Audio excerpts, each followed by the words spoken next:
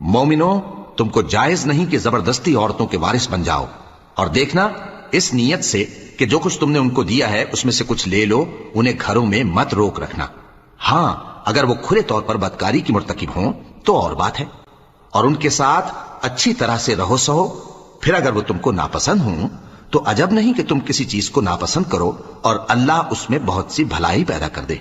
और अगर तुम एक औरत को छोड़कर दूसरी औरत करनी चाहो और पहली औरत को ढेर सा माल दे चुके हो तो उसमें से कुछ मत लेना, भला तुम बुहतान लगाकर और खुला गुनाह करके अपना माल उससे वापस लोगे? और तुम दिया हुआ माल क्यों कर वापस ले सकते हो जबकि तुम एक दूसरे के साथ सोबत कर चुके हो और वो तुमसे पुख्ता अहद भी ले चुकी हैं।